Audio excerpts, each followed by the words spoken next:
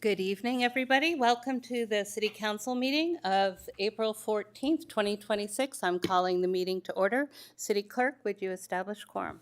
Councilmember Daley, Here. Councilmember Weinberg, Here. Vice Mayor Lang, Here. Mayor Meadows. Here. We have a quorum. Thank you very much. Councilmember Weinberg, would you mind leading us in the pledge? I can never remember who did it last time, so. Please stand if you're able. I pledge allegiance to the flag of the United States of America and to the republic for which it stands, one nation, under God, indivisible, with liberty and justice for all.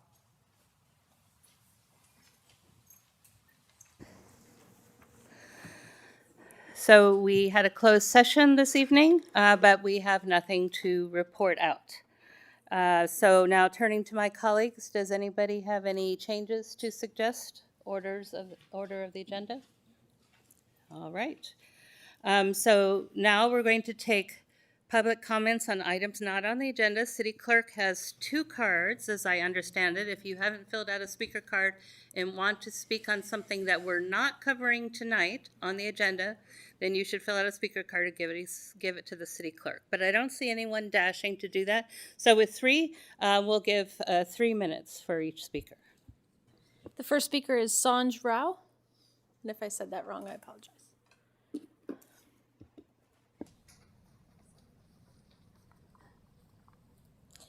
Good evening, council members. My name is Sanj Rao, and I'm a student at Monte Vista High School. As of 12 a.m. today, almost 5,000 scams have already been reported across the United States. These represent real people, many of whom are seniors in our community, who are losing not only their savings, but also their sense of security and independence. Social engineering scams, like phishing emails, spoofed phone calls, and impersonation schemes are becoming increasingly sophisticated. Last year alone, losses totaled over $16.6 billion, with seniors among the most heavily impacted groups, especially here in California. I began to understand how deeply this issue affects our community, not just financially, but emotionally. That realization led me to create Beyond Caller ID, an education initiative designed to specifically help seniors recognize and respond to scams. Just this week, we reached over 120 seniors through interactive workshops, where participants learn to identify common scam tactics through games, discussions, and hands-on activities in an accessible and engaging way. April is Fraud Prevention Month, so here are a few simple and practical steps to protect ourselves and those around us. First, pause before you act. Scammers rely on urgency and fear, so taking a moment to verify a message or a call can prevent costly mistakes. Second, never share personal or financial information unless you initiated the contact and can independently confirm the source. Finally, talk about scams openly with family and friends. Awareness is one of the most effective tools we have to prevent fraud. Protecting our community starts with education, awareness, and small everyday habits. Thank you for your time and your continued commitment to keeping our community safe. Thank you. Thank you very much. Next speaker. The next speaker is Caroline Horn.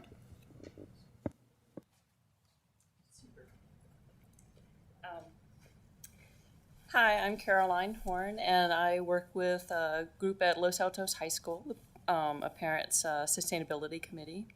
And I want to thank you all for I attended the last city council meeting where one of our students spoke. And also I went back and watched the rest of the meeting. And I want to thank you for your questions to VTA. They were really spot on. You had a lot of really great points about the routes and the need for better routes in our area. You also may want to know, speaking of other transportation things, that one of our Mountain View neighbors has been organizing very lovely bike buses to the local elementary schools, including Springer and Santa Rita. These have been a lot of fun. If you do the math, you can think, okay, how many cars you're going to save if you have 10 kids biking, at least 10, probably 10 cars. That one bike bus had 40 kids biking. They filled up all the bike racks, which is really exciting. Imagine if we had ridership of 70% in our area. That'd be really wonderful. The last time I was here, I mentioned that I bought my house back in about 20 years ago. And actually, I want to make this point. I'm not now paying a huge proportion of the property taxes in our area. Sure, I vote, But the people who are really funding the city right now are those younger people who bought in the past 5 or 10 years, who have kids, they're raising families. I really would love for us to be prioritizing this next generation, enabling them to live a cleaner, more sustainable way of life without as much air pollution. I really thank you for being so encouraging to the student who spoke last time. That was a really wonderful thing.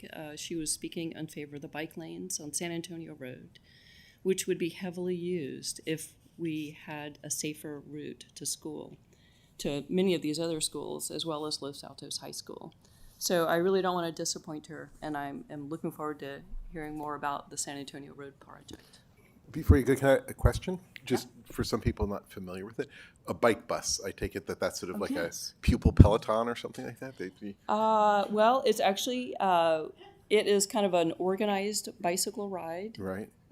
Kids bike to school. If you haven't seen Coach Balto on Instagram, I suggest he's had Justin Bieber and lots of other people ride with him. And this is, there are several adults who are riding along with the kids to make sure they all get there safely. So it's a safety thing, but I would also think camaraderie. Like, Oh, yes, absolutely. Yeah. It's so much fun. great, thank you. Thank you. Thank you, Ms. Horn. We have one more One card. more, okay. Rashina Humayan. Good evening, Council. I am a resident of Los Altos, coming up 14, 15 years now. I'm also a member of the Environmental Commission, speaking here as an individual.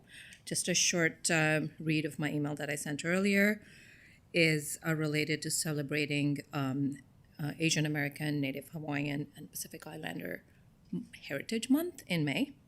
I'll just read my email. I would like to bring to the attention of the Council that the month of May is Asian American, Native Hawaiian, and Pacific Islander Heritage Month. The theme of the 2026 AANHPI Heritage is Power in Unity, Strengthening Communities Together. This is something that is at the core of the Los Altos spirit and much needed at this time.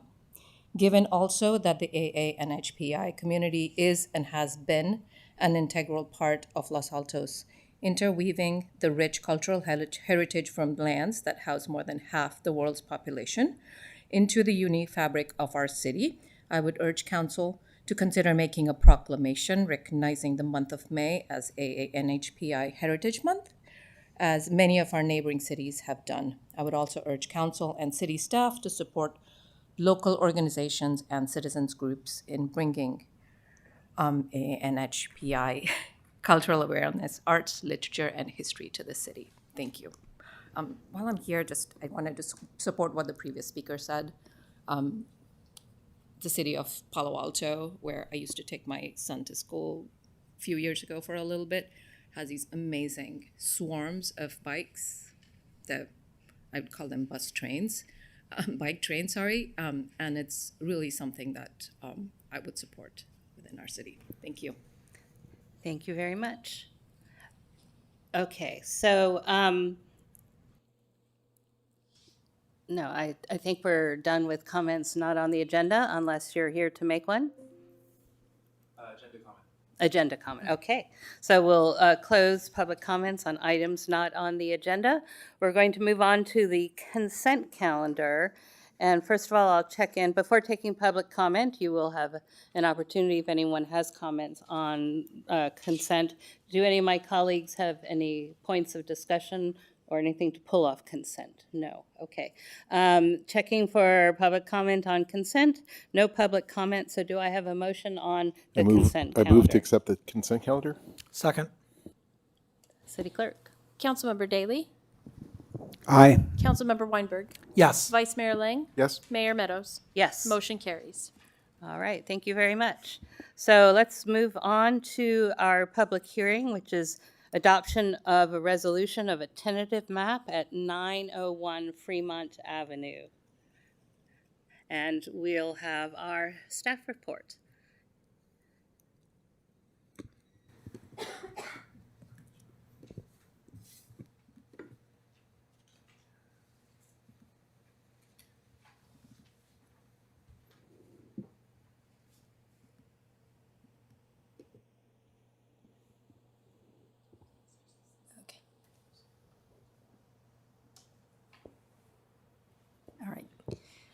Good evening, Mayor Meadows and council members. This is Jalio, Associate Planner with the Planning Division. Before you tonight is a tentative map application for the property at 901 Fremont Avenue. The subject site is approximately 0.7 acres and is located on the north side of Fremont Avenue. The site currently has a vacant one-story commercial building and a surface parking lot, which were previously occupied by Bank of America. This tentative map application would subdivide the site into 9 residential condominium units and 1 common area lot in conjunction with an approved residential development project.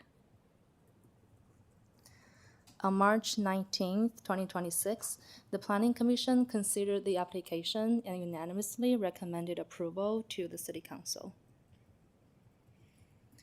With all the information presented, staff recommends the City Council adopt resolution approving the tentative map application for 901 Fremont Avenue, subject to the recommended findings and conditions of approval. This concludes staff's presentation, and I'm happy to answer any questions. Thank you, Ms. Liu. We have Councilmember Weinberg. Thank you. I think these questions are actually for the city attorney. Does the proposed map comply with the Subdivision Map Act? Yes, it does, and the staff report notes that the findings for denial cannot be met. Okay. And it complies with our general plan? Yes. And it meets our municipal code sections with regard to subdivision maps? Yes. Okay. Okay, thank you. Any other questions, my colleagues? No? All right, we'll open it up for public comment. Do we have anything on, let me open the public hearing. Do we have any comments on item 3? I have no cards. Okay. We'll close that and bring it to discussion for council, or do we have a motion? I can make a motion. I move that the council adopt a resolution of the City Council of the City of Los Altos approving a tentative map to subdivide 1 lot into 9 condominium lots and 1 common lot at 901 Fremont Avenue. Second? Just to clarify, that also is confirming the CEQA And language. that the council find this is categorically exempt from CEQA. Thank you. Councilmember Daley? Yes. Councilmember Weinberg? Yes. Vice Mayor Lang? Yes? Mayor Meadows? Yes. Motion carries. All right, thank you very much. We're going to move on to our discussion items. Item number 4. This is the possibility of adoption and introduction of ordinances, camping and storage of personal property in public areas. We're going to hear a staff report. We're going to ask questions. We're going to listen to public comment. I do want to frame a way for us to think about it as we listen to the discussion and the questions. When we get to our own discussion, I'm going to ask us to consider, as I'm sure my colleagues noticed, the ordinances are remarkably similar except in the process of an urgency ordinance or a more standard ordinance. So I'm going to ask all of us to focus on the ordinances, and then we will go through the process after we decide whether there are any changes in the ordinance or how we feel about the wording in the ordinance around the actions of the ordinance, not the process. And then after we've nailed that down, then we can decide on whether we favor do nothing, whether we favor adopting the regular ordinance or also adopting an urgency ordinance on top of a regular ordinance. So I'm going to focus this on the substance, since the substance is really the same. It's the process that differs. So with that, I'm going to turn it over to Ms. Williams to walk us through. Thank you. Good evening. Development Services Director Stephanie Williams. I'm going to be, as introduced, discussing the camping and storage of personal property in public areas. So the city currently addresses homelessness and homelessness prevention through a coordinated, compassionate approach that focuses on outreach, connection to services, and housing policy. While the city does not operate shelters or housing programs directly, We work with Santa Clara County and county contracted service providers to conduct outreach to unsheltered individuals, connect people to emergency shelters, navigation centers, and interim housing options. These service providers also offer supportive services such as case management, mental health care, and benefits assistance. The city also partners with the Community Services Agency, a local nonprofit primarily serving Los Altos and Mountain View, to support homelessness prevention efforts, including access to food assistance and rental support. Los Altos also supports long-term solutions to support homelessness prevention through implementation of its housing element, including the facilitation of new affordable housing units, administration of the city's below-market rate housing program, and numerous code requirements and policies which together help prevent and reduce housing instability through the production or support of affordable housing. Preventing homelessness is not the responsibility of any single city or agency. It's a coordinated, regional, and countywide effort that requires collaboration and sustained action from multiple partners. As part of this broader approach, in addition to the more immediate need of providing services to unhoused individuals in our community, the city also focuses on long-term homelessness prevention strategies, particularly by increasing housing supply to reduce the risk of housing instability. Los Altos has taken steps to support this goal through the facilitation of affordable housing production and by implementing state housing laws, including facilitating accessory dwelling units, density bonus provisions as part of housing development applications, and housing element rezonings that expand housing opportunities across the community. According to the city's 2025 Annual Progress Report, which is submitted annually to the California Department of Housing and Community Development, over the past 3 years, the city has supported the construction of 638 housing units, with 47 of these units being affordable to extremely low-income households, 52 units to very low-income households, and 161 units to low-income households. While these efforts do not on their own by any means meet the region's ongoing affordable housing needs, they represent a meaningful contribution to the regional housing supply by a small jurisdiction and play an important role in preventing homelessness over the long term. The item before the council tonight is an ordinance that would establish clear regulations governing camping and the storage of personal property in public areas. Currently, the city does not have an ordinance that directly addresses these issues or that establishes a clear, consistent framework for outreach when individuals are camping on public property. In addition to the proposed ordinance, staff is also recommending adoption of an urgency ordinance, which, if approved, would take effect immediately. The urgency ordinance would allow the city to implement these regulations without delay, while the proposed standard ordinance proceeds through the regular adoption process.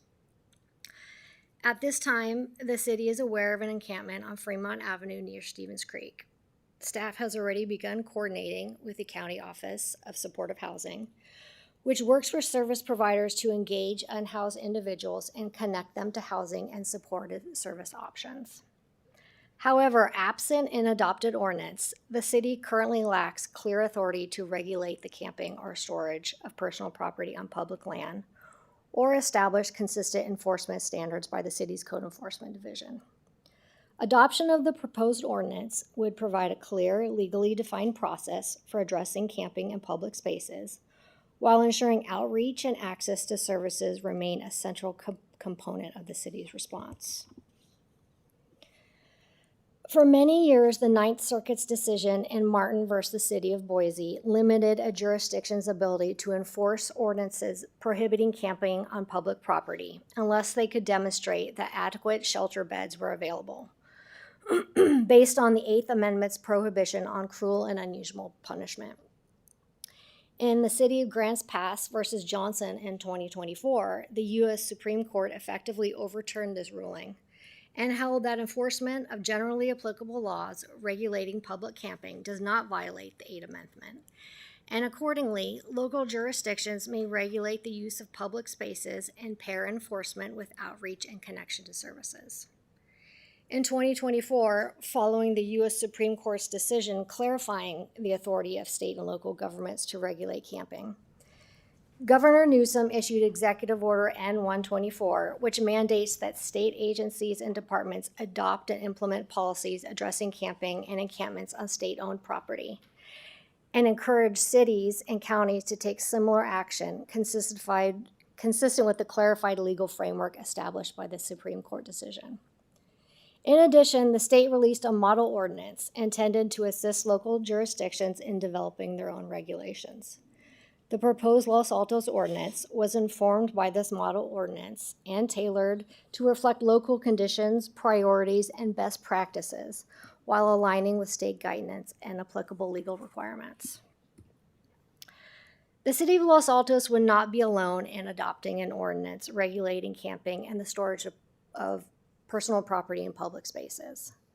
The proposed ordinance is consistent with approaches already in place in other nearby jurisdictions, including Sunnyvale, Mountain View, Palo Alto, San Jose, and on Santa Clara Valley Water District properties, and aligns with the legal framework clarified by the Grants Pass decision. Specifically, the proposed ordinance establishes no camping regulations and standards for storage of personal property on public property, prioritizes outreach and engagement, emphasizing coordination with service providers and efforts to connect individuals to housing and supportive services before any enforcement action is taken, provides notification procedures, and provides for the safe storage of personal property with reasonable notice and an opportunity for individuals to retrieve their belongings prior to any disposal, consistent with due process and dignity considerations. Together, these provisions establish a balanced, humane, and legally defensible framework that reflects regional best practices and aligns Los Altos with surrounding jurisdictions already addressing these issues in a similar manner. So in conclusion, staff recommends the City Council adopt an urgency ordinance regulating camping and storage of personal property in public areas and introduce a regular ordinance doing the same. Thank you. I'm happy to answer any questions. All right, thank you, Ms. Williams. Which of my colleagues? Go ahead, Councilmember Daley. If council were to adopt either or both of these ordinances, what would be the additional consequences for current vehicular dwellers in the city of Los Altos?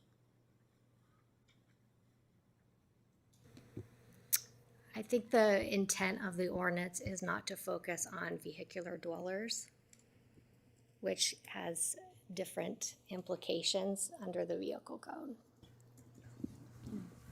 Councilmember Daley, as long as people were parking compliance with the signs in effect on either the street or a parking lot, this ordinance would not impact them. So we are not going to view somebody sleeping in their car as somebody camping. Okay, Correct. Thank you. Cities that do that, they have vehicle RV or vehicle parking regulations, but we didn't go there. Councilmember Weinberg. Thank you, Mayor. Thank you very much for the presentation and for the very well-written staff report. I appreciate it, not to mention the very well-written ordinances that we're considering tonight. Something that's really troubling me about the ordinance has to do with the distinction between regulating conduct versus regulating status. And I understand that the purpose of these ordinances are to regulate conduct. But if someone's conduct is an unavoidable result of their status, in this case, someone's need to camp because they are unhoused, then how is this not really, in effect, criminalizing the act of being homeless or the condition of being homeless? So that's somewhat of a nuanced question. So an ordinance can regulate conduct, such as camping, even if that conduct is closely associated with a person's status, so being unhoused. Concern arises when regulations leave people with no realistic lawful alternatives, making compliance effectively unattainable and making regulations function like punishment for status rather than conduct. So in this case, given the resources available in the area, there are other lawful options, and it's up to the unhoused individuals whether they choose to accept them. Okay, and are we sure that there actually are other options? So hypothetically, let's say there's 20 people at the encampment that was on Fremont. Do we know that there are 20 beds available in shelter or 20 spots and other programs that are designed to assist the unhoused? So it is a daily, weekly, monthly moving, item in terms of the specific resources that are available to any one individual.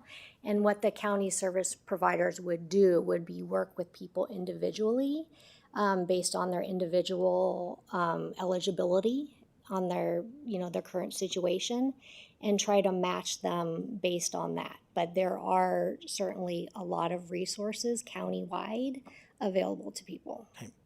So the city of Los Altos doesn't offer its own welfare services for the unhoused, and we rely on the county, and that makes sense because homelessness is a regional problem, and it can only be solved with regional solutions. But ultimately, we're simply the city of Los Altos, because we don't have shelters that we operate ourselves or that we work closely with, maybe in the city limits or close to the city limits. We're simply taking on faith that the county will be able to find appropriate housing or other assistance for people that essentially we're kicking out.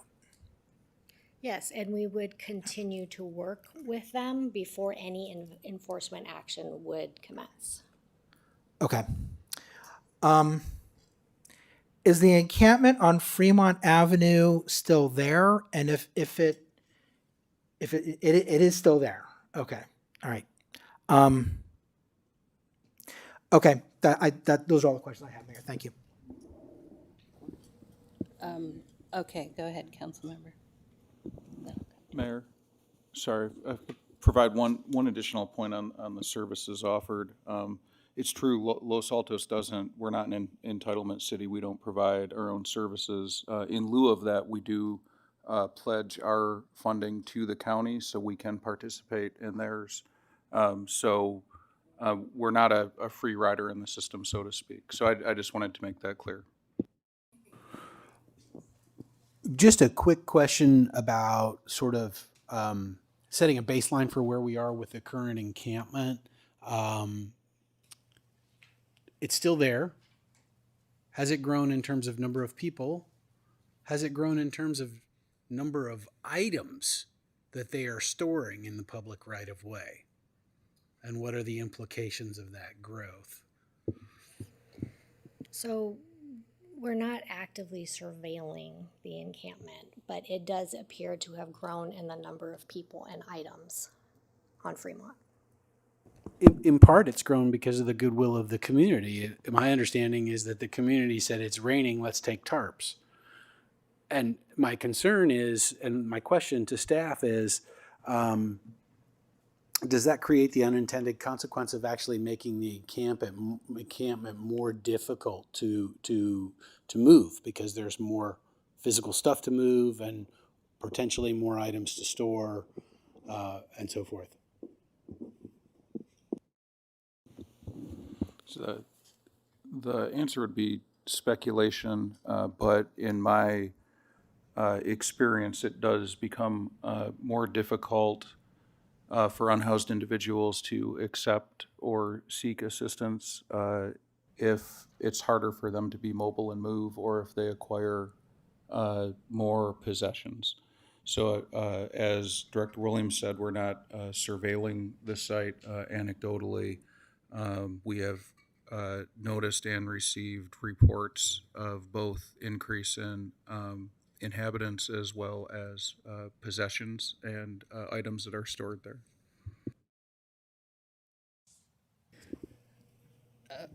Follow on?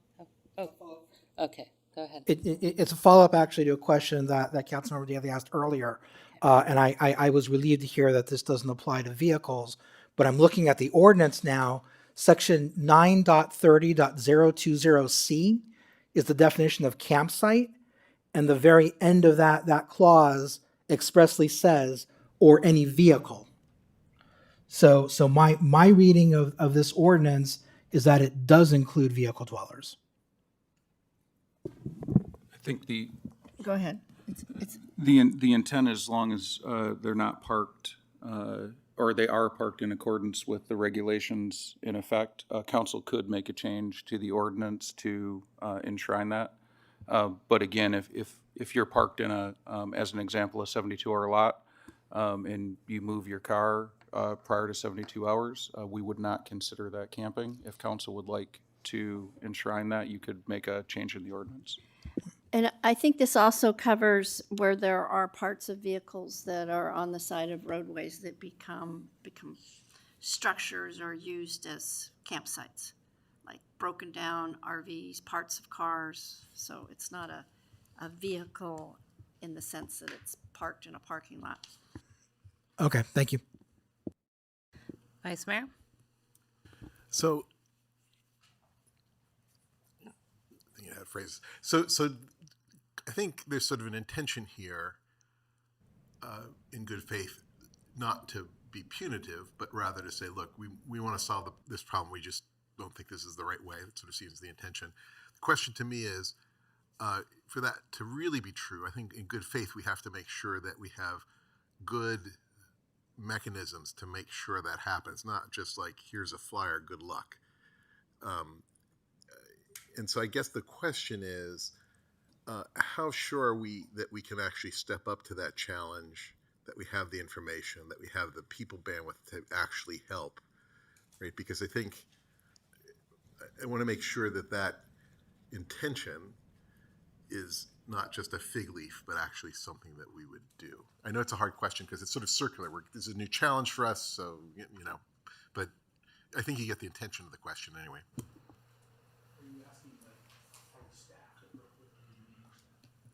Is that your question? You're asking, are we staffed appropriately? Do we need more Staffing, staff? information, whatever. It's clearly a challenge, and I think the goal is, there's this enforcement part, but there's the other good faith part about stepping up, which requires staff, good contacts, good understanding of the systems that are in place, all those sorts of things. I recognize it's a bit of a circular question because it's kind of a new challenge for the city, so we haven't had a lot of experience dealing with it. But I guess I'm sort of testing that good faith intention to actually step up to that challenge is there. And I recognize it's a hard question, so whatever you can share is welcome. So it is a new challenge in terms of the encampment, but it's not a new challenge in terms of the commitment and outreach that we already do. And a large part, our housing manager really facilitates a lot of that currently. We are, participating with the county in the 5-year plan to end homelessness and lots of other measures. In terms of outreach to the actual encampment, again, we do rely on the County Department of Supportive Services, and their service providers really do a lot of that. If it would come time to actually do enforcement, it would be through our code enforcement officer and any support from other city staff. Lots of other cities have, huge encampments, a lot of people to deal with. In our case, it doesn't seem to be a large issue, and I think we feel comfortable that it is something we could deal with existing staff. Yep. And I can add that there's been more information that we've been in contact with the County Office of Supportive Housing, and they should be sending someone out to make contact with our encampment people and to provide housing and services to them. It should happen, and this was yesterday, I think, within the next 48 hours. And they will update us. So anyway, and this group is known to Santa Clara County Housing, so they're aware of this group. And so, but they will continue to provide outreach. And so we have been in contact with the county, and and they're our first go-to for this.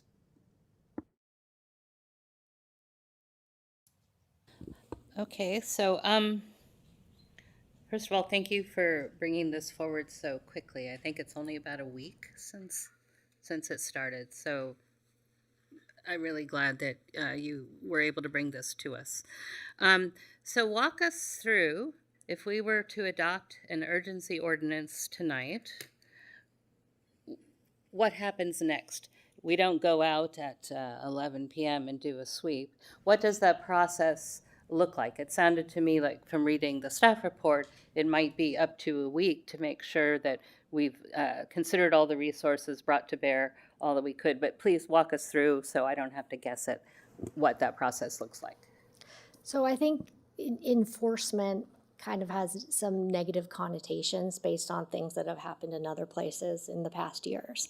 But our approach and what the ordinance requires is really a concerted effort for outreach and trying to, place people in the encampment in supportive housing or other types of housing situations and offer them services. That could take a week. It could take longer than that. It really depends on those specific individuals and that specific situation. So I don't want to assign a timeline necessarily to that because that is the priority. After that, if they were not able, or if they refused services, didn't want to accept anything, then we would post a notice on the site for a minimum of 48 hours, not days, 48 hours, alerting them that the city is requesting the removal of the camping on public property. After that 48 hours, we would visit the site, and if they were still there, would offer to help them move, help them leave. We would also be available to store any items for up to 90 days at a safe city facility and offer a receipt to them so that they could come retrieve their items. Again, this is new. That's kind of our framework right now, and how the ordinance is written. Okay, thank you. And the city attorney alluded to this, I think it was a little earlier, that this group is known. So they have had these offers before, but we would still, of course, go through the process and make sure they had another opportunity to consider their options. Correct. Correct, okay. Councilmember Daley? Yeah, my question was pretty much what you just brought up, Mayor. The county is familiar with this encampment. The encampment has moved several times, has been in a number of other jurisdictions, and has had offers of county services. But it's my understanding that some of the residents in the encampment have not wanted to avail themselves of the county program. And this isn't terribly uncommon because they're justifiably worried about their possessions and things like that. So it sounds like we have reason to believe that the likely outcome is there wouldn't be great uptake of county services from these offers necessarily. What's the experience with encampments like this that have been cleared recently by our neighboring jurisdictions? What happens to these people when they get the notice posted and they get the caseworker show up?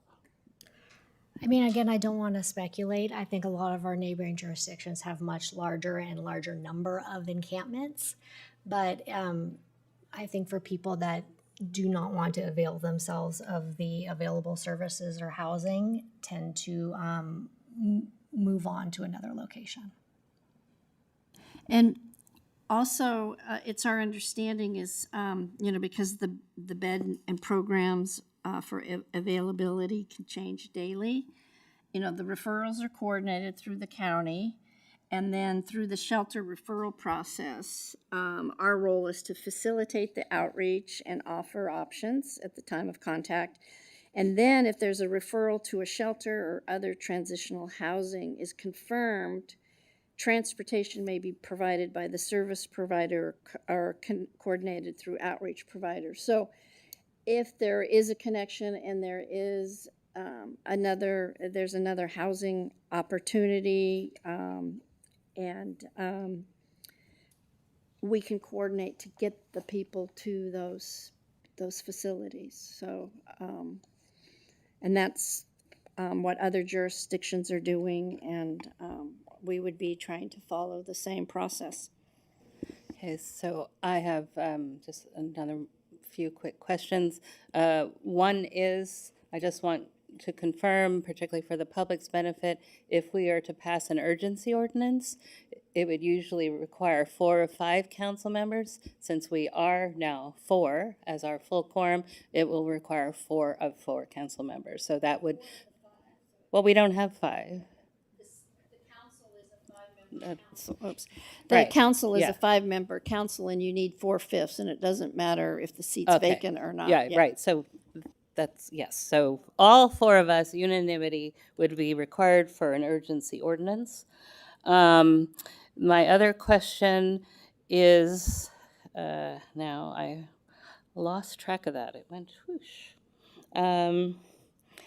It was to do with, so I think this is a question I know the answer to, but it's an important distinction. So as you said, when we say enforcement, we're talking about code enforcement, and PD may or may not be involved, and it's really led out of our, is it sit within the building code and the enforcement division, or So code enforcement is in development services. in development services? Yes. So PD wouldn't even necessarily be involved in the effort.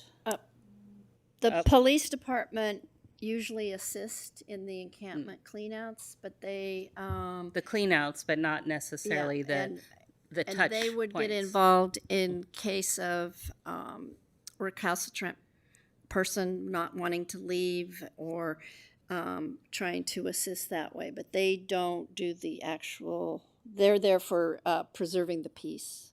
Okay. And not actually. Right. Yes. Okay, they're not enforcing anything.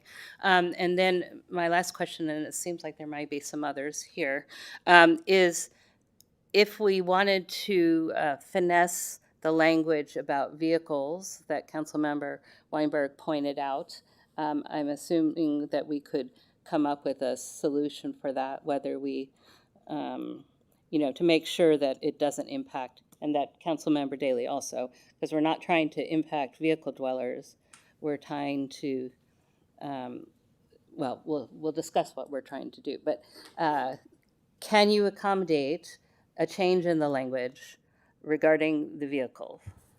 Yes, since this, if you do it as an urgency or even as a regular ordinance, this change would go in the urgency ordinance, or it would go into the ordinance to be adopted later.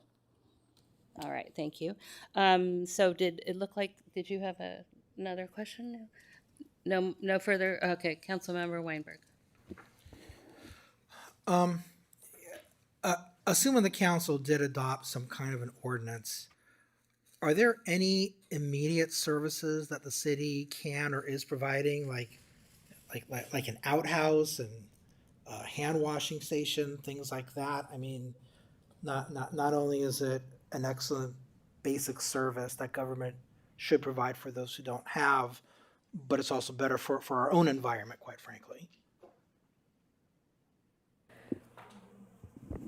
Right now, Councilmember Weinberg, that is not in the plans. Council could direct staff to do that. Okay, thank you. All right, if that is the end of questions, I will check and see if we have any public comment cards. We have 6 cards. 6 cards, okay. I will stick with the 3 minutes. And you don't have to use your whole 3 minutes. You can just say, I agree with what they said, if that's what it is. So the city clerk will call your name. Please be prepared to come when your name is called. The first speaker is Julia Raposa.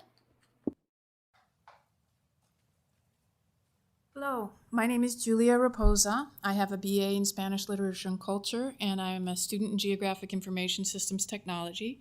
I've worked in social services for about 10 years and about 12 years as a substitute teacher and in education. And I have been homeless since 2021. I live in your parking lot. I am a vehicle dweller. One of my friend's cars recently broke down, and she transitioned from being a vehicle dweller to, I'm not sure where she is right now. I'm not sure if she was able to find another vehicle or if she's currently a camper. I saw the photographs, and I was on Nextdoor, and I saw a lot of hate and a lot of fear. And I want to encourage you not to be afraid of me, but I also look at those photographs, and I have some apprehension myself. One of the things that I can see just by looking at it is we have a hoarding situation, which transcends just being a camper. That has nothing to do with being homeless. That has everything to do with you could have people in your own community on their own private property that have the same kind of a disability. That disability is a very difficult kind of thing to intervene in, requires very intensive social services, whether it be in a home or on the street, because a hoarder has a hard time letting go of things, but they create fire hazards, they create rodents. So I understand the apprehensions, but don't get me started on the rodents with your landscaping here. We have a huge rodent issue. But I really propose that it would be nice if you had focus groups and community building and intermingling of the community, including those of us that are vehicle dwellers and unhoused. There's all this talk about people refusing services, and I'm just like, I've been homeless since 2021. I've gone to at least 7 places. They collect my name, they collect my social security number. For all I know, they're all, billing in my name, but I never hear from them. I get no help. Since I've been in this parking lot, there's been no one in this community that has reached out to me. I've applied for the jobs with the city about 3 or 4 different times. Didn't get the job, but they were only paying $17 and something an hour. So unless I was living with somebody supporting my housing, I would never be able to end my homelessness with what the city pays. I'm still looking for employment. I'm still available. I'm not a threat. I'm not a hoarder. Most of the homeless are not hoarders. And the language is too broad. I think you need a different kind of ordinance that addresses hoarding, because hoarding is a problem whether you're a camper, whether you're homeless, or whether you're on private property in your own land. That's a fire hazard.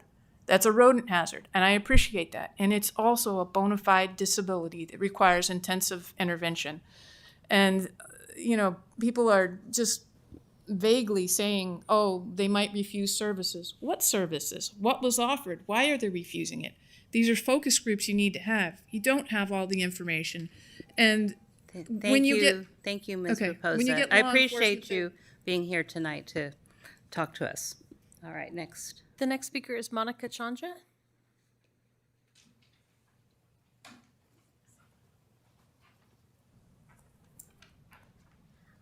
Hi there, my name is Monica Chandra, and I've been a resident of Los Altos in the Grant Park neighborhood for 14 years. And I've also spent the last decade serving on different community nonprofit boards and working closely with underserved members of our community. So I want to say that I'm so heartened by the conversation that you guys are all having today with the city. And I'm very heartened to see that there is people are really willing to look at people with compassion and respect and trying to figure out what's going to work for everybody. I appreciate that there's somebody here who has lived experience, because that perspective is probably the most valuable perspective that you will need to see how the city is going to move forward with this. I realize that the city doesn't have a lot of experience with encampments. It's a relatively new issue, but in the city of Cupertino, where we were 10 years ago, same thing. It started out small, it has grown, it will continue to grow. This is a tough problem. It's a regional problem. The reason the encampment is there is because they were moved from another city who did a sweep, or another jurisdiction who did a sweep. So whatever it is that you're gonna do when it comes to enforcement, I understand connecting with the county. I understand connecting with community services, the community services agency of Mountain View, because they're the county connectors. But the problem is there aren't beds available. I mean, that's, at the end of the day, that's the really big problem. So I'm hoping in the interim, while you figure out, if it's taking a week or 2 weeks or whatever it is, if there's a possibility to do motel vouchers and other kinds of creative ideas, in addition to just connecting them with county, that would be something that's really helpful. Look into doing more safe parking programs like the one in Cupertino, the West Valley Park Safe Parking Program. They provide alternatives for people in their vehicles. They partner with organizations like different churches, so people have access to hygiene related, the things that they need for hygiene. And then I would really hope that as a part of this, we have this opportunity here in Los Altos where we have a lot of faith-based organizations, and they have a lot of land, and they already have partnerships and relationships with the vulnerable members of our community. And so I'm really hoping that there could be an opportunity to host safe parking, provide space for temporary shelter, develop small-scale ADUs on their properties. I believe, Walnut Creek has done a really great job of this, and I know they're a very different city than us, but that could also contribute to RENA Gold. So I really hope you guys will consider. Thank you, all of those Ms. things. Chandra. Appreciate it. The next speaker is Eunice Kim.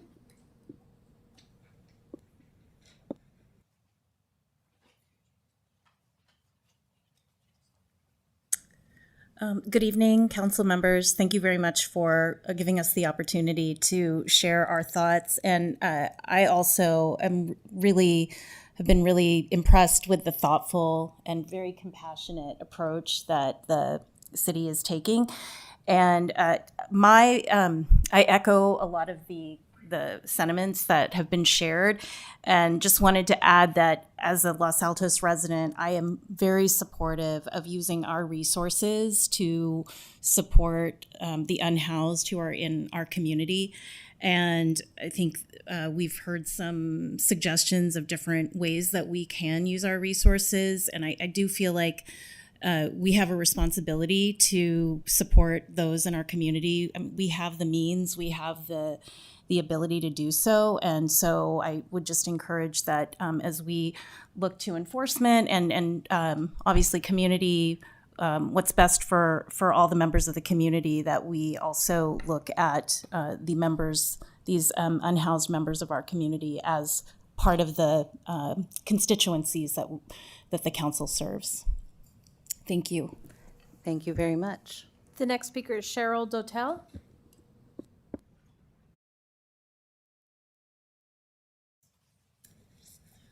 Good evening. I'm probably going to take the unpopular view tonight. First, I want to thank the city for acting swiftly to address the health and safety hazards associated with the encampments, as well as the impact to our quality of life here in Los Altos, especially since the initial encampment doubled in size at the end of last week. I think the emergency ordinance is an excellent start, but I'd like to see a few things added or clarified in the final ordinance to minimize gaps in what it covers.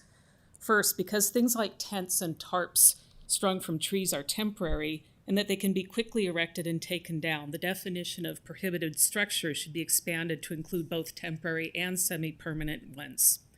Second, and I think this might already be included, but I didn't see it specifically mentioned, the waterways and surrounding areas should be specifically included as places where overnight sleeping is prohibited.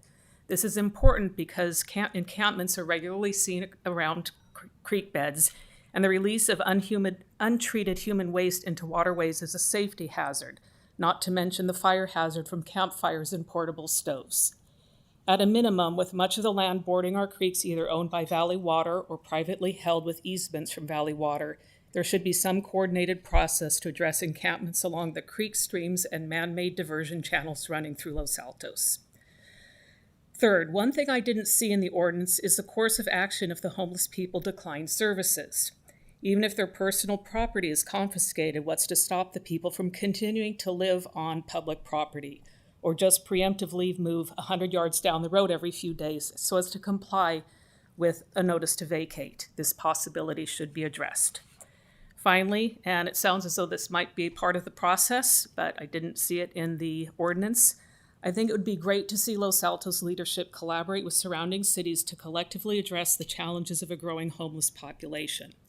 From what I observed and heard, the city of Sunnyvale slowly pushed and may have even helped the encampment on Fremont Avenue move from Sunnyvale into Los Altos. Cities shouldn't address the problem simply by shifting homeless people from one city to another. Appreciate your consideration and ask for you to approve the urgency ordinance to address the current encampment before it expands even more, with additional time to given to more comprehensive approach. And please consider those of us who live there and see it every day, and especially the people who live on the opposite side of the fence. Thank you.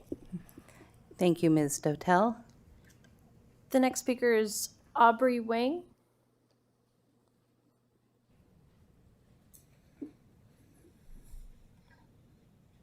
Hi, thank you, council members. My name is Aubrey Wang. I'm a 20-year resident of Oak Fremont. I'm here tonight speaking to you, knowing that we don't have a council member at current point. I do want to voice support for the urgency measure, urgency portion of the measure. I do want to share that, or read a part of some of the city documentation here. It says, the city recognizes the general welfare of the community, founded in large part of the appearance, maintenance, and safety of properties. So I'm here tonight to really encourage the city council to think about how this is a conduct and safety and public health, safety, as well as public policy. My heart goes out to the residents as well as all the other folks that are impacted in our community. I myself volunteer substantially with these organizations. I've also gone down and cleaned the creek beds, worked at Life Moves, shared my time as well as my finances. So I do want to go ahead and highlight that. And a big piece of this is what I'd ultimately call being really clear, Sesame Street simple for residents, for encampment residents as well, where we all understand and play by the same rules. So that means no ambiguity in either timing or wording. If it's really clear, everyone knows what to expect. And speaking again for Oak Fremont, we really hope that we get that clarity, we find good balance, and part of that balance is sticking to the underlying or the initial intent of a lot of these ordinances. The passage I read was out of ordinance. Hold on, let me get the ordinance number. 02408 is an old one, and so if we go back and say this is what we're all shooting for, I'd love to get the council support on this. Thank you so much. Before you go, I'd like to ask you a question. Sir. Yes. Sure. Yes. Before you leave the podium. Yeah. So you made a curious comment, and sorry, it wasn't necessarily to the topic, but you said you don't currently have a council member. We are all your council members, so I just wanted to ask why you feel unrepresented. You know what? It's a good point of clarification. And with that, I retract my former statement and apologize. All right. My understanding is that Los Altos is represented by council members that represent each neighborhood. And no? Yeah, Okay. so that'll take us off agenda, but that's not true. Even when we have district representatives, we will each represent the entire city. But if you would like to have a discussion about that, that would be Sure, great. I'm happy to. Yes. And yeah, so But you can call on any of us anytime. So I actually think, without going too much into it, this is a perfect example of one piece of information synthesizing in somebody's mind. So in this case, if you're talking about district representation in the bylaws, each district having a assigned council, and that's what it may be, or some version of it, then I mistakenly said, well, I don't have one in my district, so therefore I don't have one. Right. And that is not true, obviously. But you can see how we do understand. Thank you. Good. Thank you. Just so you know, Councilmember Daley lives in the Grant Park neighborhood.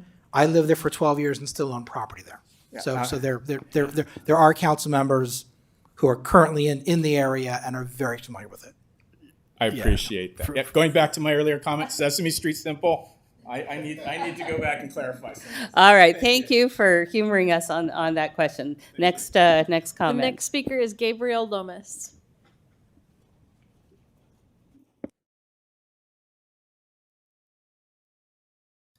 Good evening, Mayor Meadows, council members. My name is Gabriel Lomas, and I am a policy aide to Santa Clara County Board President Otto Lee. I'm here on his behalf.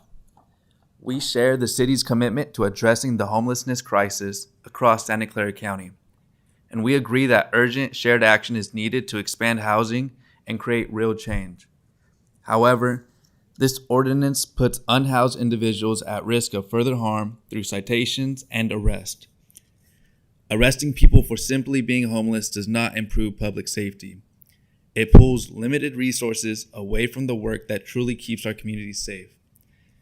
We ask that you consider the impact these added unnecessary arrests will have on our local justice system, especially as we face federal H.R. 1 cuts that may increase housing instability. City policy should not use scarce public safety resources to address what is, at its core, a lack of affordable, safe housing. There is no clear evidence that criminalizing homelessness works. In fact, many studies show the opposite. Studies show that it's ineffective, costly, and may actually lead to a surge in unsheltered individuals in a vicious cycle of trauma, incarcerations, mental, and even physical injuries. It was noted that there are often fewer than 50 unhoused individuals in Los Altos. But whether it is 50 people or one person, the harm caused by these policies is still real and inhumane. We remain ready to work with the City of Los Altos on practical solutions that protect public safety and expand access to services, shelter, and housing. Thank you. Thank you, Mr. Lomas. Go ahead, Vice Mayor. Yeah, come back. So could you again clarify who you are and who you're representing? Yes, Gabriel Lomas. I'm a policy aide for Supervisor Otto Lee. So is it a correct understanding that you are representing Supervisor Lee's or President Lee's position? This is correct. This is his statement. Okay. Can I, another question there. Yeah. You read the ordinance? It's Yes. It's not a criminal ordinance. Well, there is a section where it says if they delay, here, let me have it. I have it on my phone. Okay, fair enough. But Right. Let me just pull it up. It's It's section 9.30.060. Yes. So it says a person who willfully resists, delays, or obstructs a city employee from enforcing this chapter, or who willfully refuses to comply after being requested to do so by a city employee, shall be punishable as a misdemeanor. Okay. So that in itself is criminal. I felt like your remarks presumed that the initiation of the action was police. Well, and I want to clarify that that is not the intention. That is not intention of the ordinance. I know that. So that was not the intention of Supervisor Lee's speaking points as well. So we've turned over our share of money for this to the county. Yes. I understand the county currently can only offer one bed for every 3 needs. How are you doing on that? It's hard. There's not enough unsheltered. There's not enough beds. Not enough interim housing for the unhoused community that we have in the county. So it's been difficult. Should we do it locally? I'm sorry?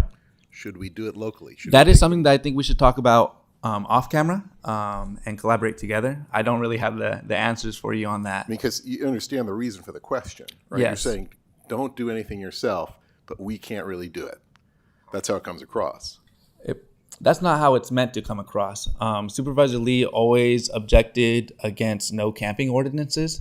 If you see a statement in San Jose, he always objected to these specific ordinances. And the belief is that we try to find a different way rather than, hey, if these people do not move, we're going to arrest them, give them a misdemeanor.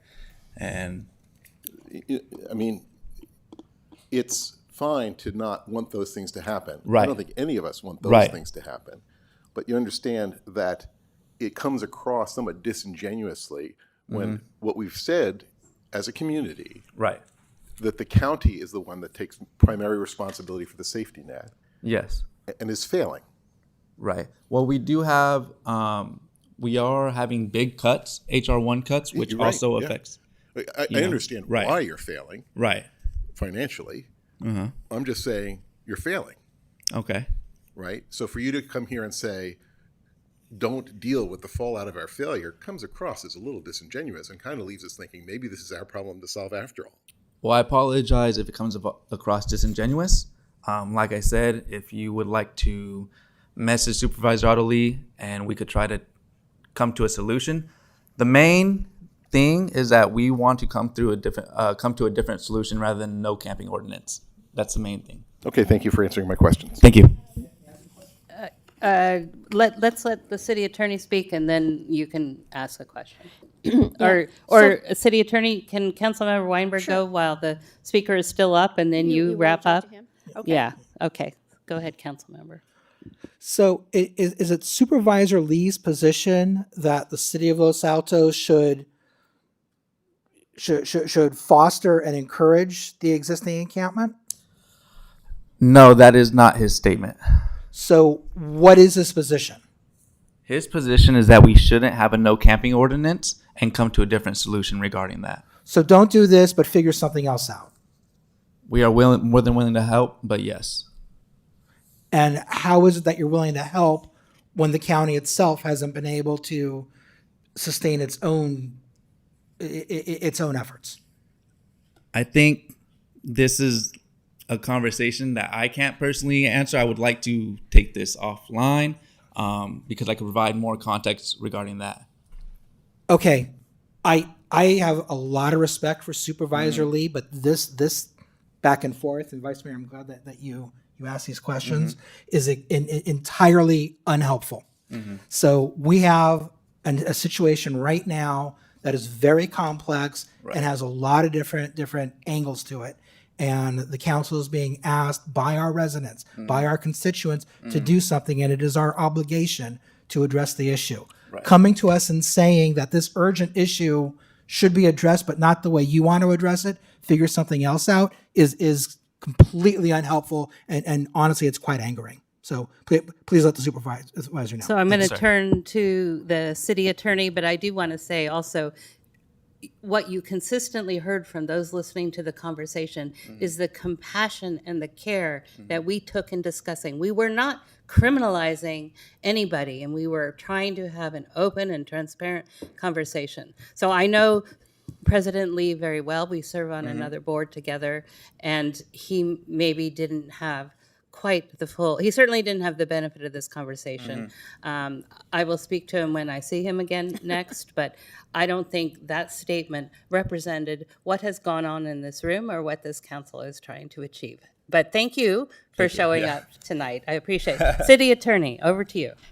I wanted to clarify that the section about the penalties, it does say that it's someone that willfully resists or delays or obstructs, and that's essentially like trespass language. So when you're asked to move and you don't, then you're going to be subject to a trespass, which is a misdemeanor. This section also says all other violations of this chapter shall be enforceable as infractions pursuant to Chapter 1.20, and this chapter could also be enforced through administrative citations, because anything that can be enforced through our code can also be an admin site. So, and I think it would have to be a willful. It would be like a specific crime type event where they had to resist leaving after being told. Thank you very much. Okay, sir, you may take your seat. Do we have Thank another speaker? How many speaker cards do we have left? Just one. Okay. Eric Steinle. All right, Mr. Steinle, you're up.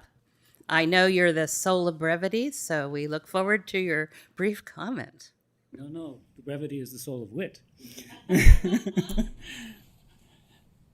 The Nobel Prize-winning writer Anatole France wrote a little over a century ago, in my translation, that the law forbids the banker and the bum to sleep in the streets, to steal bread, and to sleep under bridges. And that's sort of the conundrum we have here. ordinance is intended to give tools available to the city that it does not have. And I think it's fairly clear that the direction from this council will be that those tools are to be used sparingly and with some intent and carefully. Whether they like it or not, whether we like it or not, the people who are living there are, in a certain sense, our neighbors. And one of the things that characterizes Los Altos is that we pay attention to our neighbors. I come from Berkeley. Berkeley has had street people virtually my entire life. Some of them are colorful, some of them not so colorful, and this debate has gone on and on and on and on. Some people, everybody needs help at some point. Some of these people need help. Some people need help needing help. And that's the conundrum. And so, in opposition to the gentleman who just spoke and the views he was representing, I think that the Los Altos approach is to give ourselves the weapons that we need, if I can channel my inner Jeannie Bruins, the tools in the toolbox, but with the understanding and the clear direction to city staff, to the police, etc., that we don't expect them to jump to the last tool, but to use what they can in a way that is consistent with the spirit of this city. And I think I don't have to urge you to think that way. I'm seeing the nodding heads. And I think that it concerns me when we're creating policy in an emergency. That's a problem. And this, I understand, there may be some reason to do that. But I think we want to think carefully about what the policy of the city is going to be going forward, irrespective of whatever we do about this particular group, et cetera, et cetera. And I don't have a solution for that. But no, neither do you. So, but I think that we want to think about that carefully too, and maybe the two-tiered approach where we think of doing something and then rethink it would be a good idea, because it would be terrible to make policy poorly suddenly. So, thank you. Thank you, Mr. Steinle. So with that, I believe we're closing public comment. We'll bring it back to council to discuss. So again, as I started off, I would like us to look at the wording, and let's just pick, it doesn't really matter, they're kind of the same wording, but let's just pick the standard ordinance, the second one, attachment 2. And are there any changes? I think we've had a couple that have come up that we might consider in the comments we've had. So let's talk about the ordinance, and then we'll talk about the process of how we adopt the language. Who would like to start us off? Well, is it necessary to talk about whether we want to do this first? Yes, is there, I can start with that. Is there anyone who doesn't want to do anything?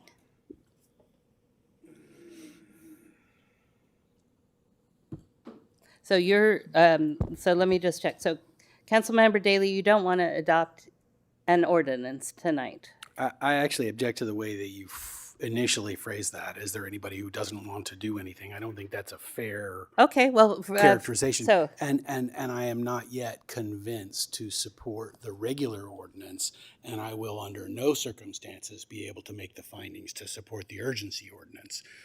At the very least, I would like the regular ordinance to go through a process which allows for deliberation and contribution from the community and from homeless advocates, and I would like to hear more from Otto Lee's office and so forth. And by the way, our resident who lives in her vehicle, she and I met in the library and talked extensively. And I will remind everybody that the residents in the homeless encampment are Los Altos residents. They count in the census, and we have a higher duty of care for, don't shake your head. I'm not talking about the one shaking your head yes. I'm talking about the one shaking your head no, because you're wrong. All right? They count in the census, and we have a higher duty of care for these residents than we do for the average resident who has a roof over their head and resources. Just like we have a higher duty of care for children, and therefore we create safe routes to school, right? Our duty of care is highest for those who need it the most. So where I am, Mayor, is not yet convinced to support the regular ordinance. Okay, thank you. So I'm really torn on this, and let me start by apologizing to Mr. Lomas. I'm in a very ornery mood today, and it has nothing to do with you or President Lee, and you didn't deserve my temper tantrum a moment ago. So no, it does. I mean, publicly, I want to acknowledge that I was wrong in the way that I was asking you questions. Um, I think that I was leaning toward not supporting the ordinance, but Mr. Steinley's comments I found very pertinent. I'm not convinced that this ordinance is the best solution, but we don't have another solution in front of us right now. And I don't believe that the current encampment is, I don't think that it is in the benefit of Los Altos. That's a poor way of me trying to say what I'm thinking. I think that we have a duty to protect and care for all of our residents. And Councilmember Daley, I accept your not characterization, but your statement that these residents are Los Altos residents. They are our residents.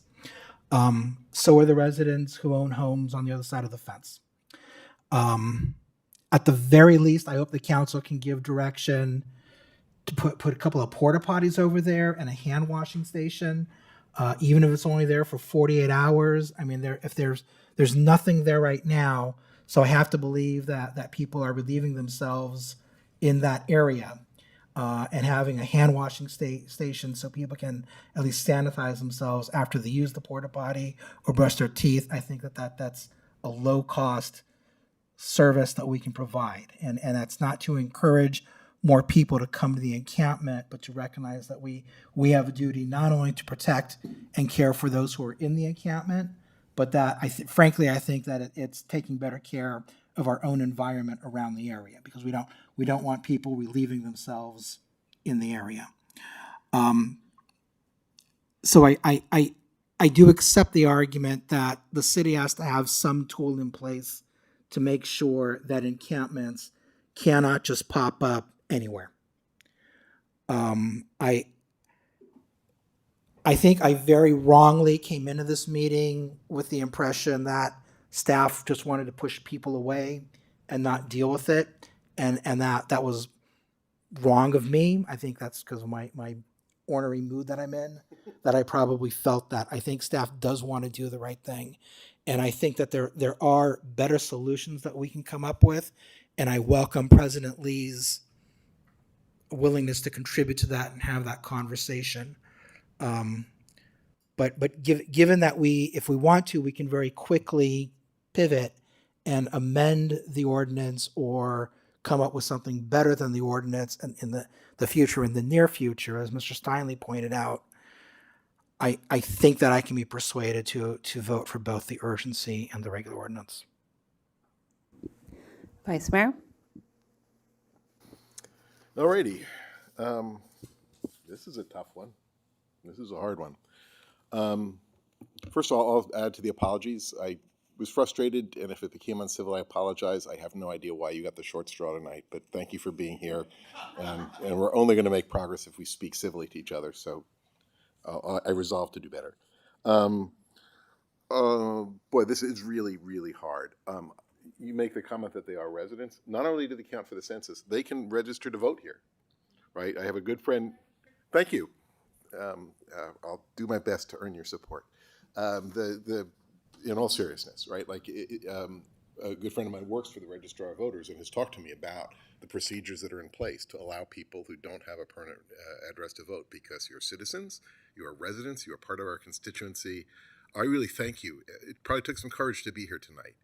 And, in all sincerity, to come here and put a voice and a face to a very real human problem, I'm deeply appreciative that you came here tonight, so thank you. I do not have a magic answer, but I will work on this. Right, so I thought about this a lot. There's this whole constitutional debate about it, and I don't really understand. I mean, I kind of understand it, but in the end, it's a very practical thing here that we're trying to solve, right? I really want to focus on that.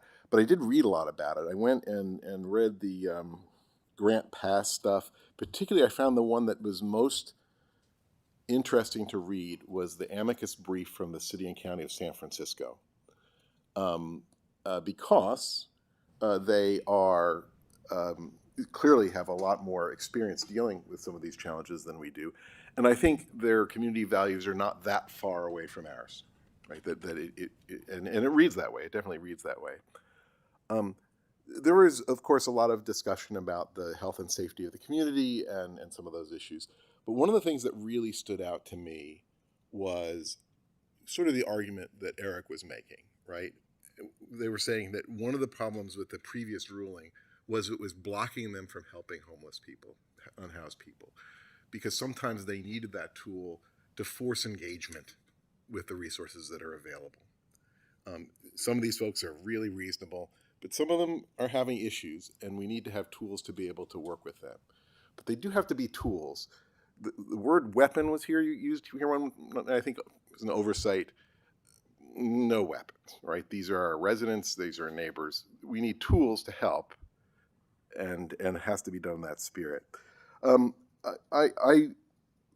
I support taking action on an ordinance like this. I think the tool is necessary. I think we need to put that tool in place. I do not support it as an urgency thing. I don't see a reason why it has to be done that way. I think we need to deliberate on this. Clearly, we need to understand better what we can do with the county, right? And I think it can only be supportive of this ordinance if we understand that it's sort of a last resort tool as part of a process to getting to a place of thing. I will say I had an interesting conversation with a colleague from Gilroy,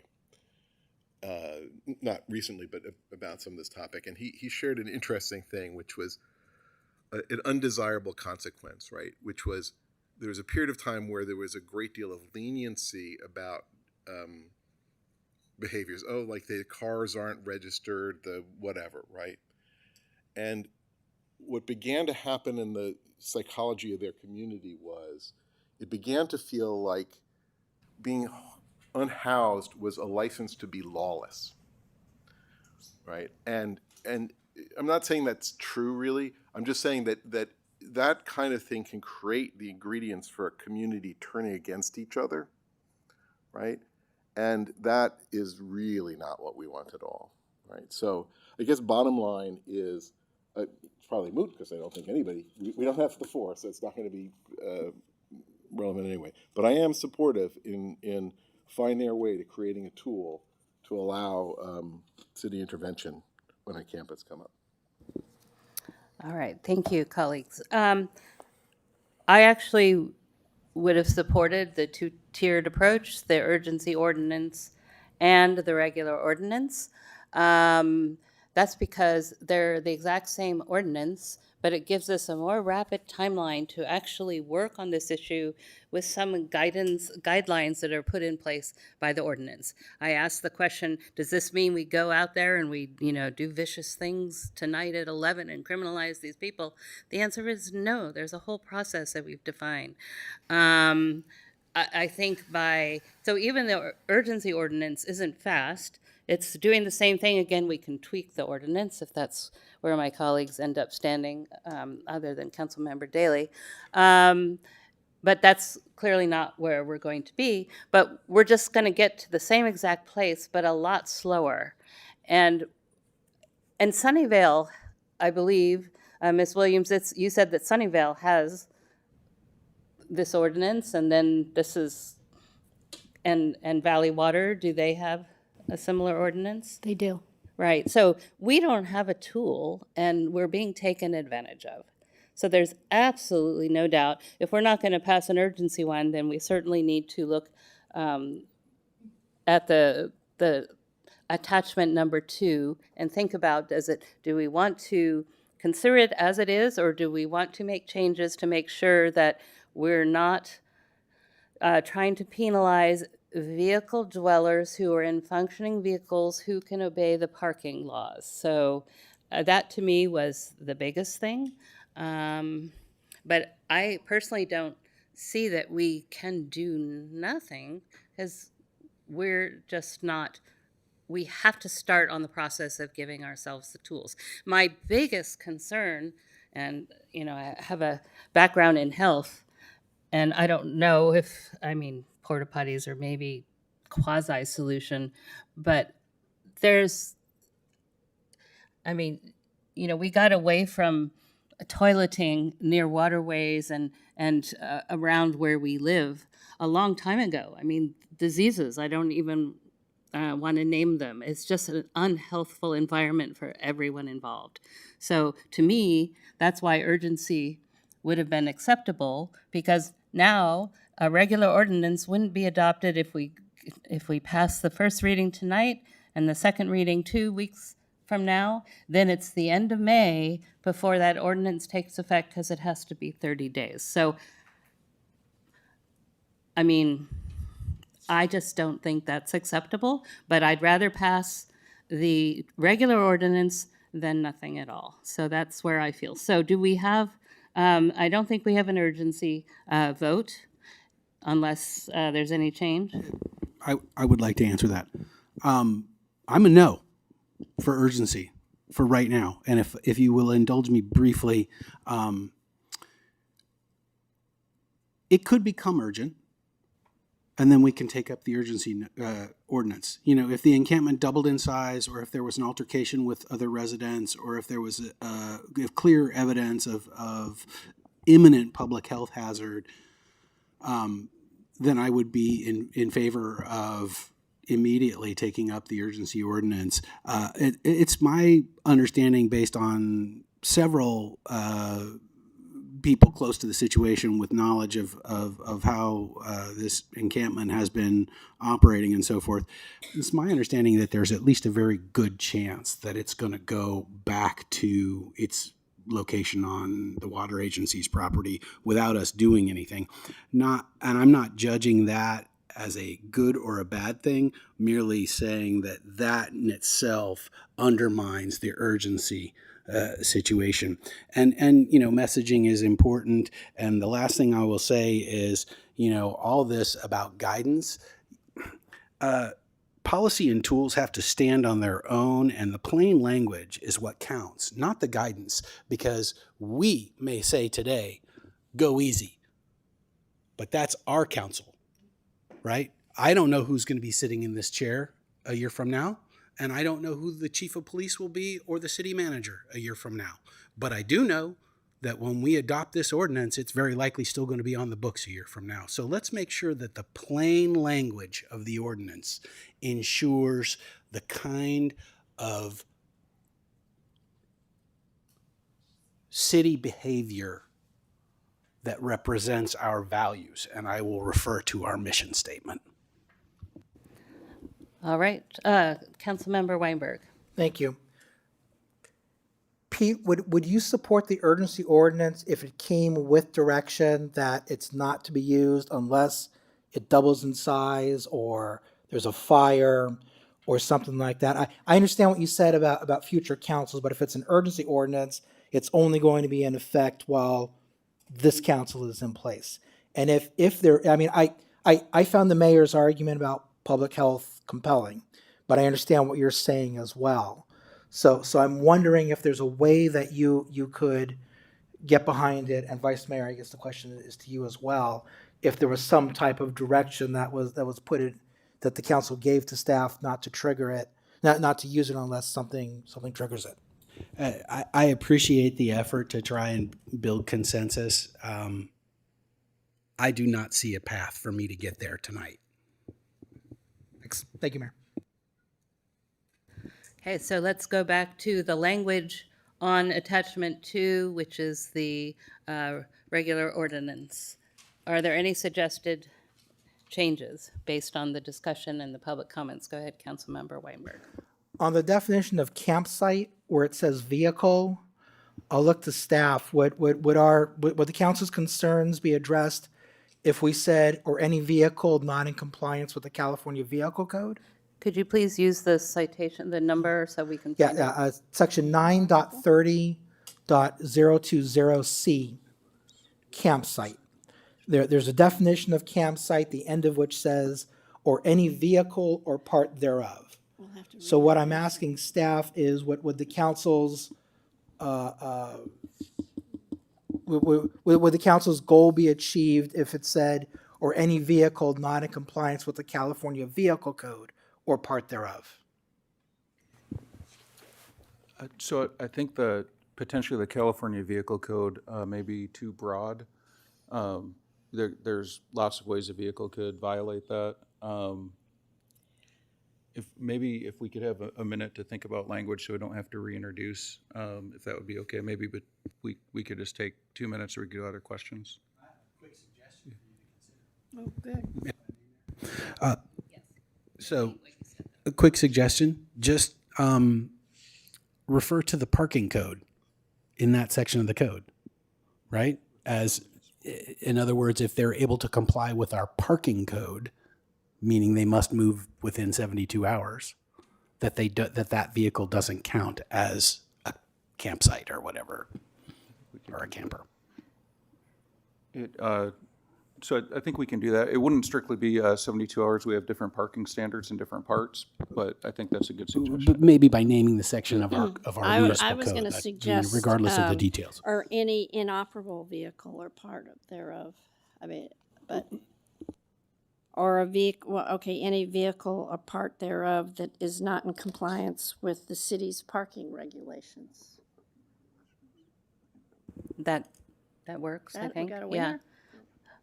Are there any other language areas? So with regard to the penalty section,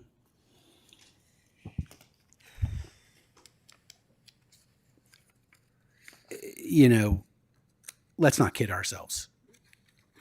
This is an ordinance that operates through the credible threat of imposition of criminal punishment.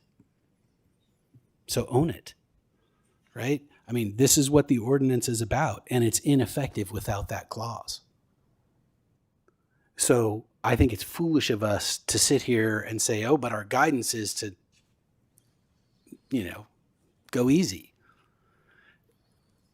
Can you focus on that language in that section that makes it a misdemeanor? And if you're all happy with that language, then vote for it. Based on the imposition of a misdemeanor, I'm not yet ready to vote for this, but you don't need my vote on this ordinance. So you're talking about 9.30.060.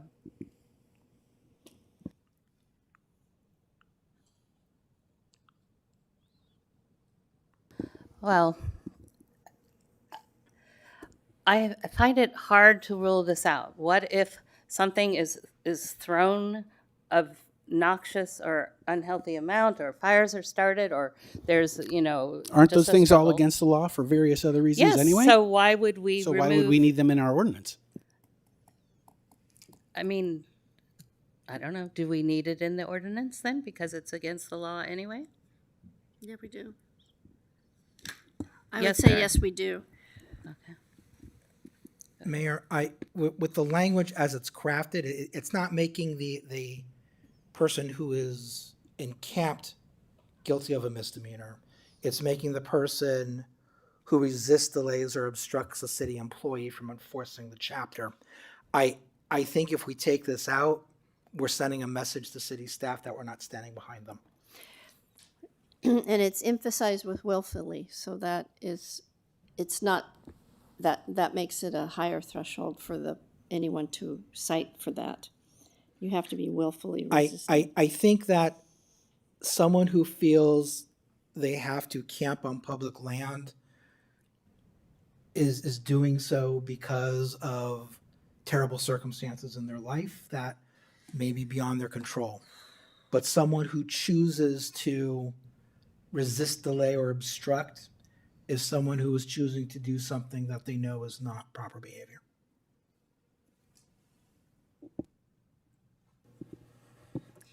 So you're comfortable with keeping it in? I'm comfortable, Yes. and I'll tell you Yes. why my thought process behind this. You all know that I sit on the board of the VTA. One of the first things that happened when I got onto the board of the VTA was the ATU went on strike.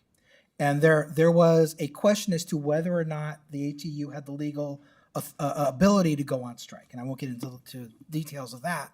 But ultimately, it was decided by the courts that the ATU did not have the right to go on strike. And there was a question of what the board was going to do in terms of responding to those people who illegally struck. And my thought process then, and which is the same now, is a rank and file member of the VTA who follows their leadership's recommendation of going on strike, that's reasonable behavior.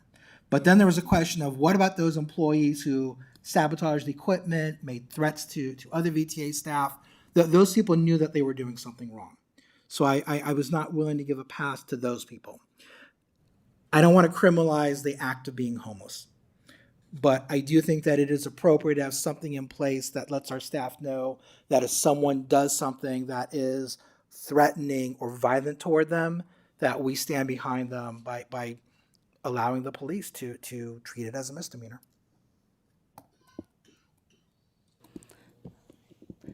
Okay, so do we have a motion, or is that a premature ask? Well, I guess going back to city staff, you first asked for a short break to mull over the language regarding vehicles, and we came up with something. Is that good enough, or do you want a few more minutes to think about it? Councilmember Weinberg, I think if the intention is to ensure this doesn't apply to vehicle dwellers, I think the suggestion by Councilmember Daley works. Just reviewing the code, it goes over the different hours, standing, stopping regulations. So I think that would be sufficient. Yes, so we're going to say not in compliance with Los Altos parking regulations? Parking, okay. So I think that sentence, it's going to be comma or any vehicle or part thereof not in compliance with the Los Altos parking regulations or parking code, however we... Forgive me, could you clearly state that last clause, how that's going to read after the last sentence? Yeah, it's going to say comma or any vehicle or part thereof not in compliance with the Los Altos parking regulations in chapter title Los Altos Parking Code Title 8. I guess that's our parking regulations, yeah. Okay, thank you.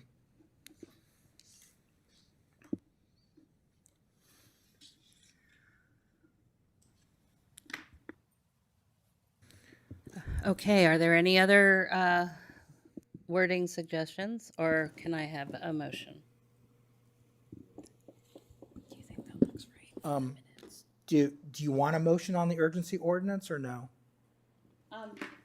I don't think we need a motion on the urgency ordinance because it's not going to pass. So let's just do the, we keep calling it regular ordinance, but you know what Then I will move that the city council adopt by title only and waive first reading of an ordinance of the city council of the city of Los Altos, adding a new chapter 9.30 to the Los Altos Municipal Code entitled Camping and Storage of Personal Property in Public Areas Relating to Unlawful Camping, and that we find that this action is categorically exempt from CEQA. Oh, as amended. Thank you. Second? Councilmember Daley?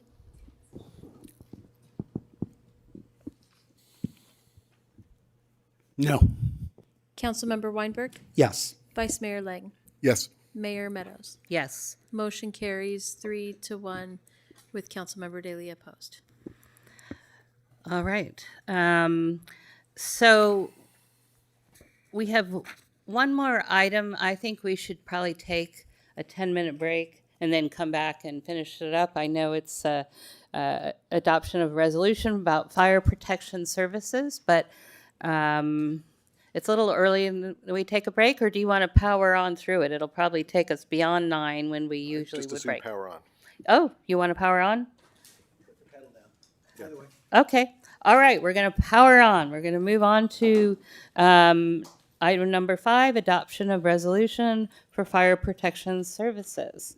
Mr. Maginot, is that going to be you? Okay.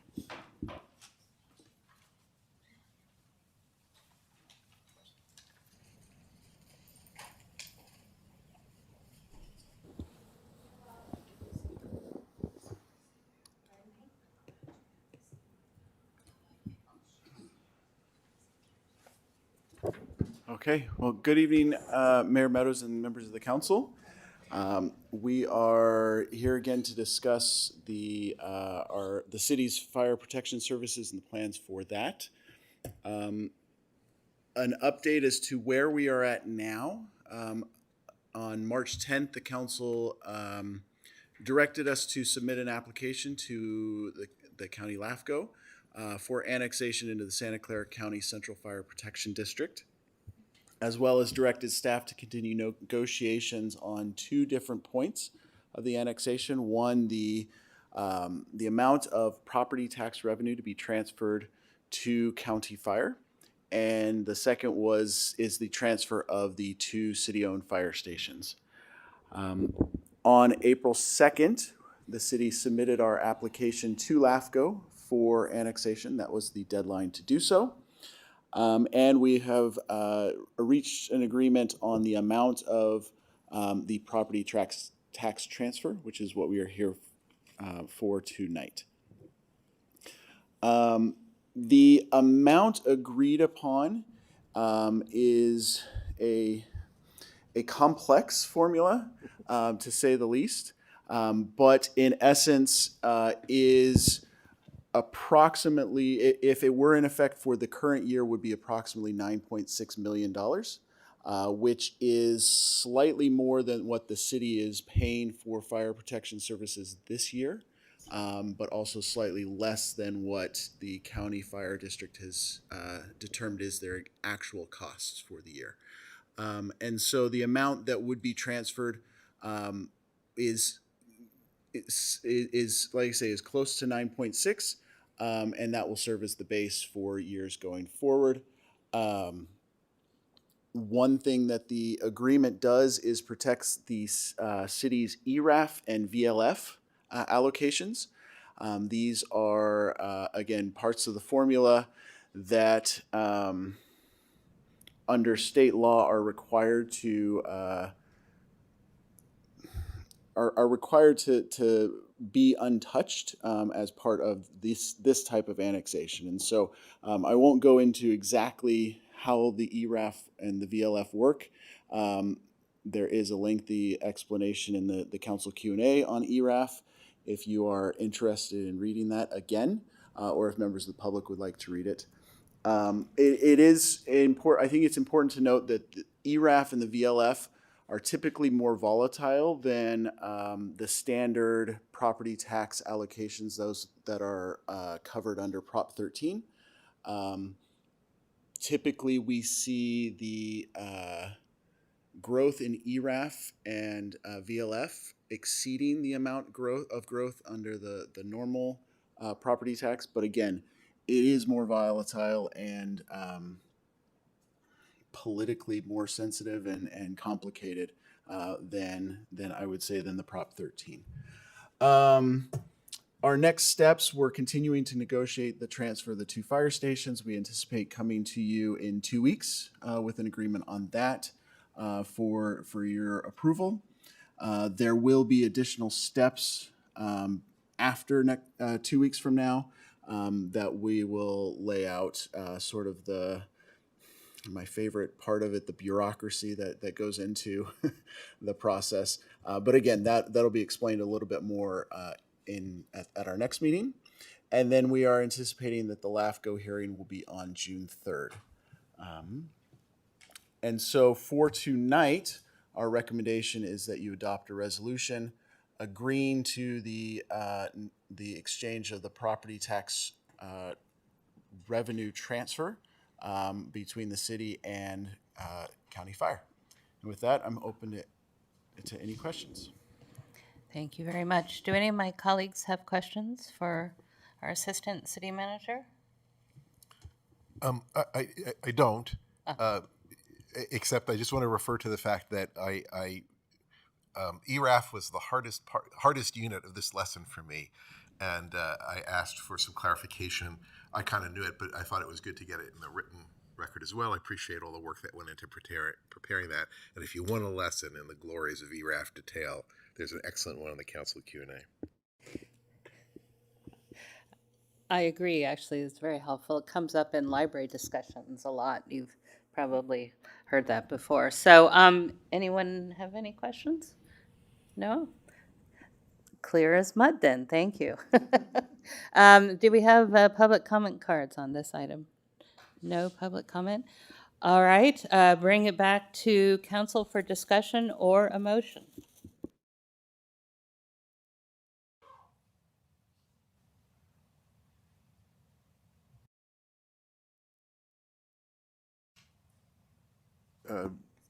Sure. I move that the City Council adopt a resolution of the City of Los Altos agreeing to the negotiated exchange of property tax revenue between the City of Los Altos and the Santa Clara County Central Fire Protection District. And I believe I find this is categorically exempt from CEQA. I have to ask. And I'll second that. Councilmember Daley. Yes. Councilmember Weinberg. Yes. Vice Mayor Lang. Yes. Mayor Meadows. Yes. Motion carries. All right, so we actually made it through our agenda. So Councilmember Daley was absolutely correct. We should power on, and we did. It wasn't as long as I expected. So as usual, we won't discuss the informational items. I do always recommend that you look at council Q&A because it's sometimes interesting to see the questions that we've all had. We're going to go now to council reports and future agenda items. I'll start off this time. I would like to request of my colleagues a future agenda item. Councilmember Daley, this may seem like deja vu, but I'm going to ask permission to have two colleagues agree so that we can bring forward something about a flag raising for America 250. Do I have any support for that? I support that. Okay. All right. And maybe associated other, celebratory activities. All right, thank you. And I also want, as an update, and maybe if any of my colleagues are interested, I am attending Supervisor Abe Koga's vehicle dweller program on Friday afternoon. And so I spoke with one of her staffers today who said I could, if any one of you would like to go, or if you think a staff member should go, to let me know right away, and I would let him know, and they would get you on the invite list. So I don't know. So we can adjourn the meeting in a moment, and you can tell me afterwards. You don't have to tell me right now unless you know. So that is my update. So who would like to go next? Councilmember Weinberg. Thank you, Mayor. I had the pleasure of attending the spring egg hunt, which is always a delight to see. It was, as always, staff did an excellent job organizing the event. It was organized laid out a little bit differently this year than it has in years past, and that was nice to see. There was a booth out there for the general plan update, and that was also nice to see out in the public. And perhaps the best part of the event was the vice mayor told us what it was all about. And I was hoping that he would do a repeat of that here at the council meeting, but it hasn't happened. This is too serious a place to do the hokey pokey, but if you were there, you would have really enjoyed it. And that's all I have to report. Okay, Vice Mayor, since you're going. Yes, it was a really fun thing, and echo the appreciation for the staff. It was really a fun event. I also got to go to Oak School. The kindergartners there created mini Los Altos out of cardboard boxes. Honestly, they do a pretty credible job at municipal planning. It was nicely done. And I gave a few remarks and cut the ribbon. They presented me with a key to their city. It's pretty nice, right? And it's all engraved and stuff, so it was very nice. It was a wonderful event. I really enjoyed that. Oh, that's heavy. It's heavy, right? Yeah. Heavy. It was serious. I attend various of these policy things, including the City Association of Santa Clara County, where one of the things that's bubbling along there is SB 866, which requires homeless reports of jurisdictions as part of their housing elements, even if they don't receive any of the state funding. This is viewed as kind of weird, but just to let you know that that's going on out there. I'll just say in reaction to the conversation earlier tonight, I don't know quite what to propose, but I feel like if we feel like passing that ordinance checks that off our list, we're doing it wrong. And I would leave it to the mayor, city manager to come back after some deliberation to say, okay, what we need to take responsibility, right? And the ordinance by itself is not taking responsibility, and we need to spend some time looking into this in a way. Issues become more real in Los Altos now, and I think it's being thrust upon us that we need to take some responsibility and investigate that. I don't know exactly what form that should take, but I feel that that's a very real responsibility that we need to step up to in whatever form seems appropriate, study session, what have you. But I don't want to shirk that duty. Right. So are you proposing a study session, or are you proposing? I'm open to what I don't want to be too Right. presumptive about exactly Right. what form it takes. What I'm asking, though, is that if you and the city manager, with whatever collaboration I can offer, think about serious follow-up to make sure that we're not calling that ordinance, doing our duty, and being done. We have more work to do, in my opinion. I hadn't really thought about it before, so I don't have a good format to propose except to say I feel duty-bound to take that on. And I'm the vice mayor on that. I understand you're saying. So I have a tangible suggestion. that's why go ahead. I would like us to have a formal study session on a safe parking site. And as part of the process of preparing for that study session, I would highly recommend that we go look at the site that Palo Alto operates on Gang Road. If you haven't been there, it's a very informative visit to understand the types of residents that such a facility will help, and how it's managed and put forward, and how it's a partnership between Palo Alto and a nonprofit and so on and so forth. It has come up for Los Altos before. We have talked about it. We haven't gained traction.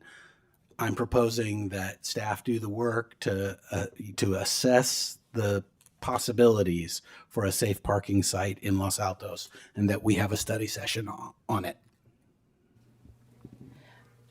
I agree that we should look into that. Again, safe parking would not alleviate this situation. No, it's not going to alleviate this situation, but you know what? There is no magic solution to any of these situations, and it's in all of the above, and it's in all levels of government and all levels of society, and all civic organizations have to contribute pieces to an overall solution. And this is but one possible component.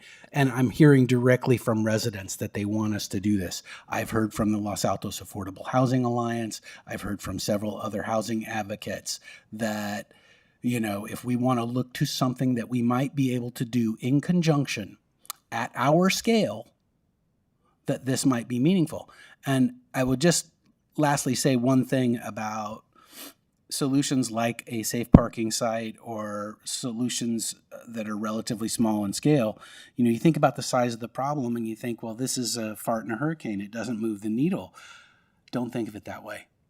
Think of it through the eyes of the people that are being served. So we delved way deep down into that, probably deeper than the city attorney would like us to. So I want to check in with staff.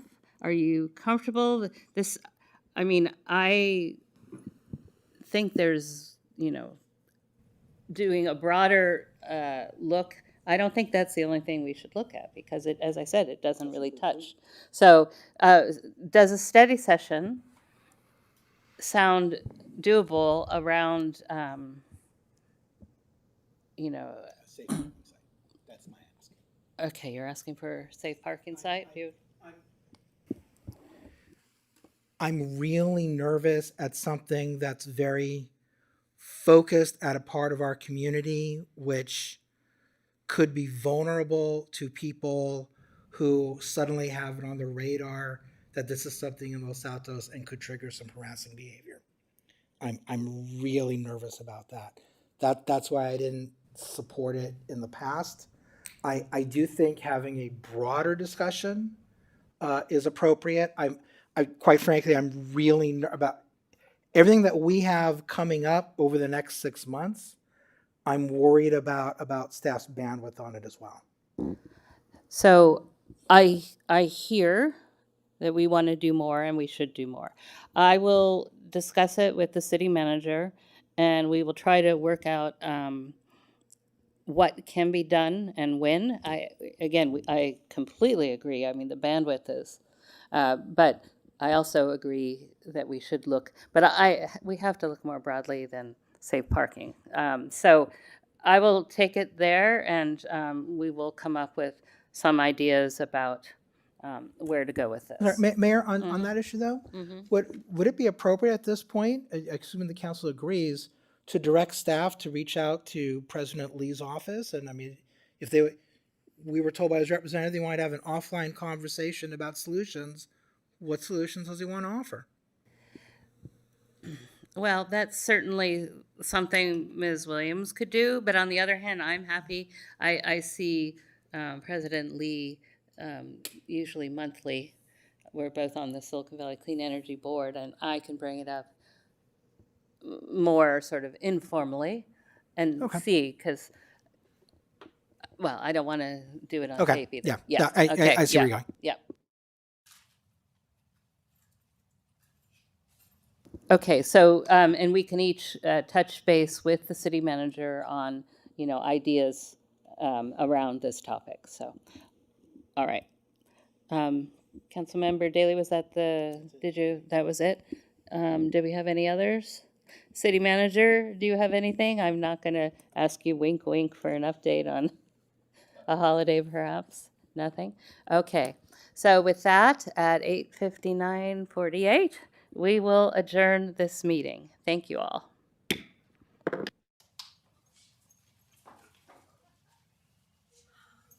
I would